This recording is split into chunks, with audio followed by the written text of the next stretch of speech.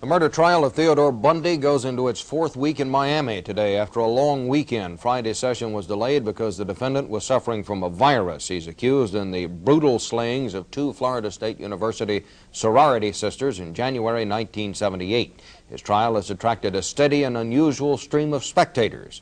Robin Lloyd of station WTVJ reports.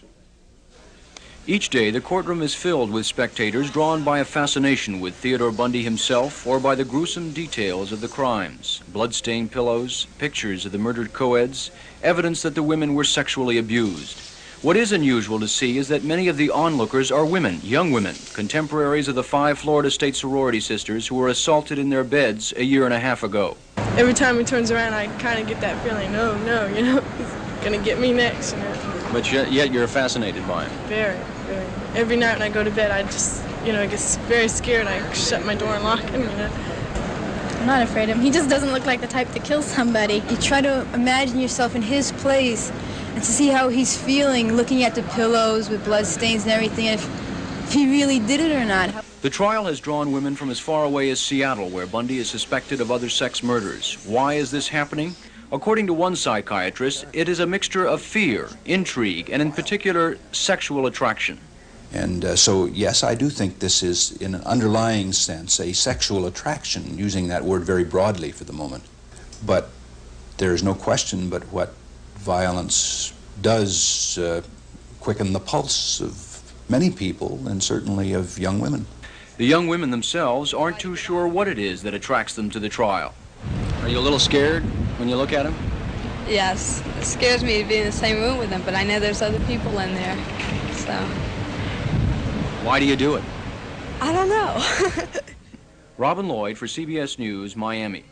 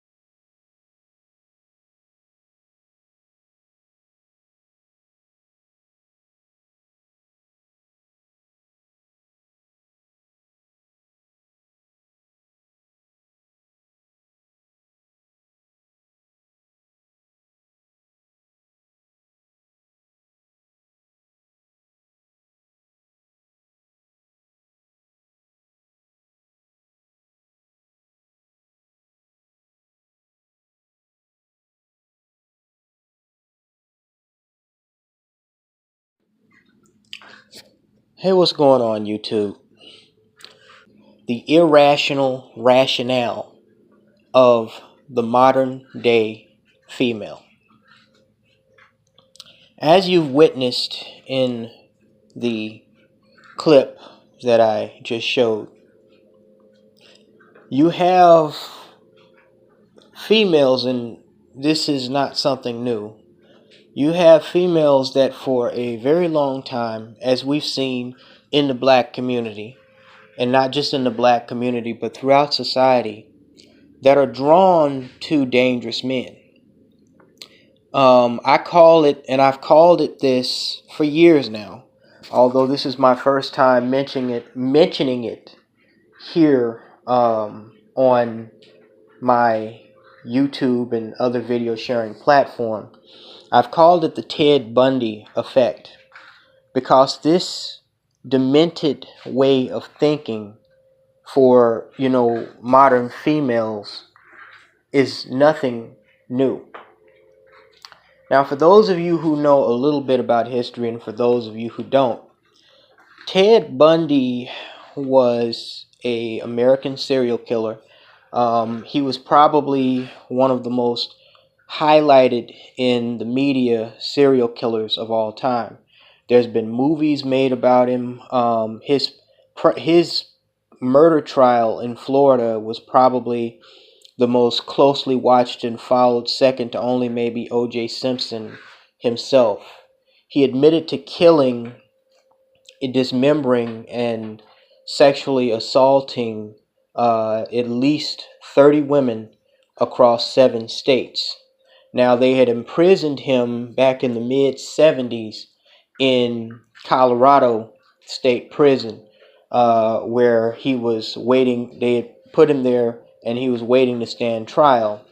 He actually escaped from Colorado State Prison, and he went down south. He went southeast towards Florida, got an alias name, and he wound up killing 3 more females, including a 12-year-old girl and 2 Florida State University college co-eds. Now, he was executed in 1989 for the murder of the 12-year-old girl. And, so goes history. But I want you to notice, particularly, in this video clip, the amount of females that were not only at this guy's trial, but that were physically and sexually attracted to him.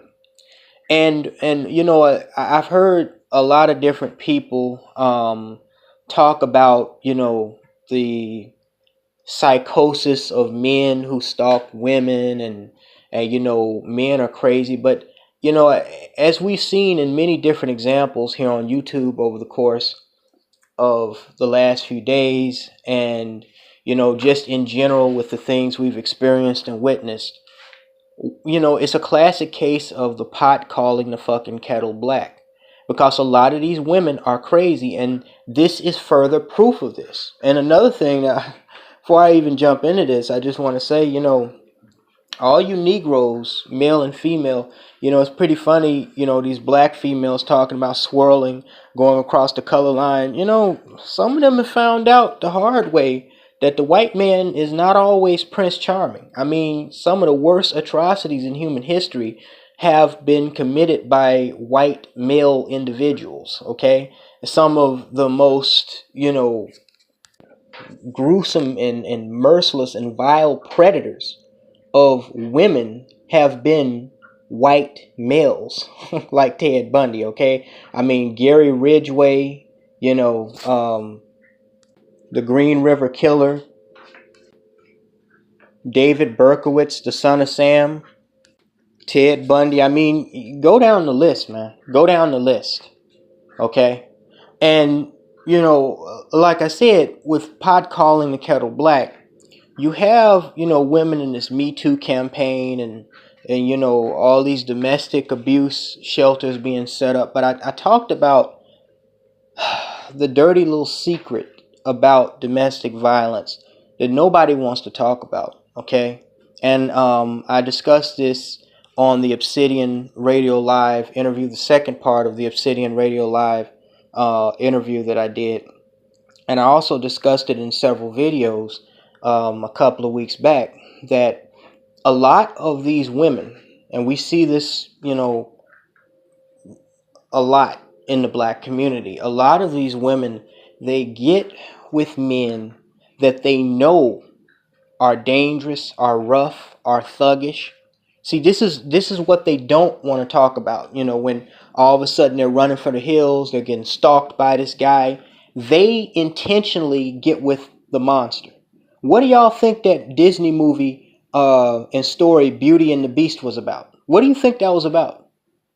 Right? That was about a female that, was supposed to be interpreted as being physically attractive, being in love with this beast. It's the same thing with King Kong. There, humanity for some reason has a fascination with physically attractive women being drawn to savage creature-like males. What a lot of people miss in the movie King Kong, or even in Beauty and the Beast, what a lot of people miss is that it wasn't so much about the female, and it wasn't so much about the beast, or this big giant gorilla King Kong that was going ape shit, because he lost his white woman or whatever. It was about the beast within the human male that attracts these females that are attracted to these bad boy type figures, you know, the pit bull on a leash effect, you know, the dangerous, you know, thug, gangster, criminal, you know, the bank robbery, you know, John Dillinger, Babyface Nelson, Pretty Boy Floyd types. Okay, for decades, it's been the case that females have been attracted. I mean, Bonnie and Clyde. Look at that shit.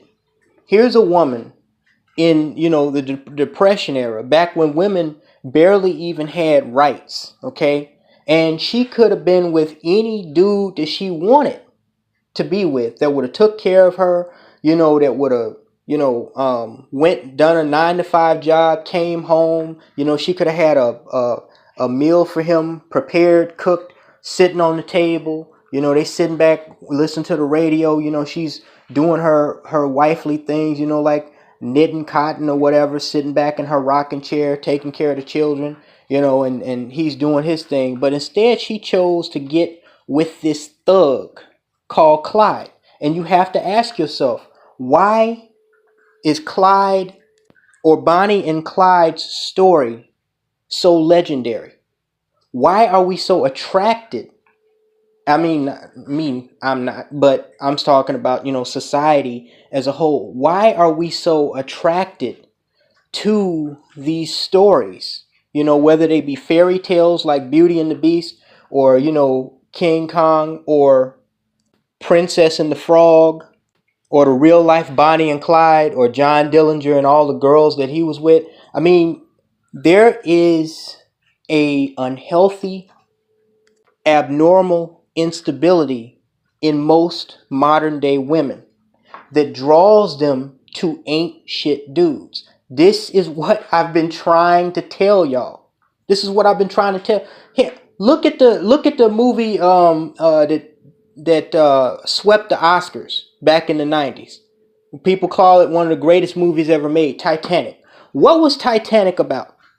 It was about a rich white girl who was supposed to get married to a rich white man, but she straight played and ditched the rich white man for this poor ass white kid called Jack Dawson that didn't have $1 in his pocket and was on the cruise below decks in steerage. She was hopping up and down on the penis of a dude that couldn't give her a single fucking thing in life, behind the back of a man that was ready to marry her and set her up for life. This is why I tell, you know, you brothers, you know, y'all talking about, you know, just like this black woman talking about going over there to the white man, y'all talking about going over to the white woman. These white females are just as messed up as the black ones. That's what I'm trying to tell y'all. The only reason I say that a majority of white women are one level above black women when it comes to, you know, the whole mentality thing is because a majority of them are not running all over the place having illegitimate children. Okay? But when you look, I mean, when you look at these college age and high school age and even, you know, mid 20s to late 20s age females, okay? They go for these dudes that are clearly not relationship material type dudes. A lot of these guys are not even personality type dudes, okay? I mean, look at Jeremy Meeks. We made several videos about that. Here's a guy whose mugshot went viral a few years ago. And you had more than 50% of the women online in the black community lusting for him. And he winds up with a young white female that is the heir to billions of dollars. Okay? What has happened, you know, since after the Industrial Revolution is that society took on a very dangerous change where, especially after, you know, the introduction of, you know, electronic entertainment like television and then later the internet, society began to push further and further away from, you know, being a society governed by moral compass. Okay? And that gave way to several things. It gave way to, normalizing of narcissistic personality traits in people. It gave way to the encouragement of self-centered antisocial behavior. It gave way to a phrase that I use and I favorite a lot, normalizing abnormal behavior. And we see this, all in all across the board. But we see this particularly with the modern day female and the type of man she is attracted to. These females will go on these dating sites and lie through their fucking teeth about the type of man that they're looking for. They'll lie through their teeth. And then they'll turn around and they'll get with what David Carroll calls a savage, what I call a degenerate. Not just in the black community, in the white community too. These females are messed up. They're messed up in the head. And there's a term that's been alive longer than I've been alive, that birds of a feather flock together. Now you have to ask yourself, if these women are attracted, they're drawn like water bugs to this serial killer, Ted Bundy. And he isn't the only case. Jeremy Meeks, again, we just went over the list. Both in fictional storytelling and in real life history. We've seen this time and time and time again.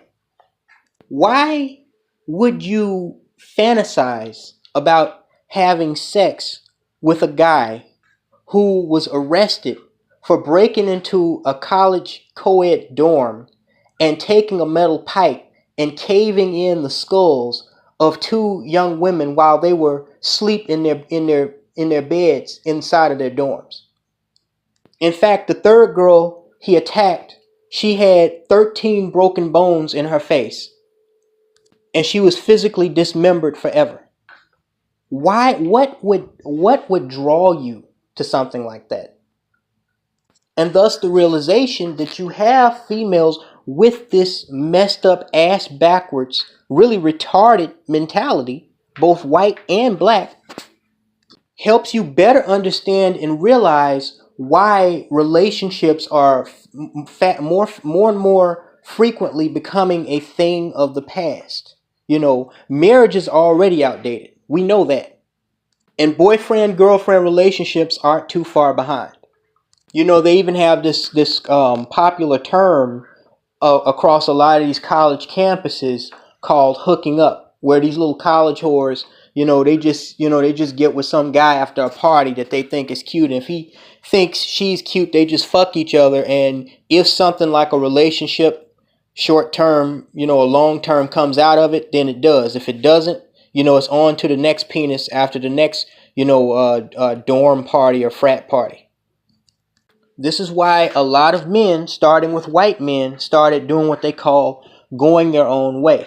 I've done the same thing, but I don't title myself as a MGTOW or anything like that.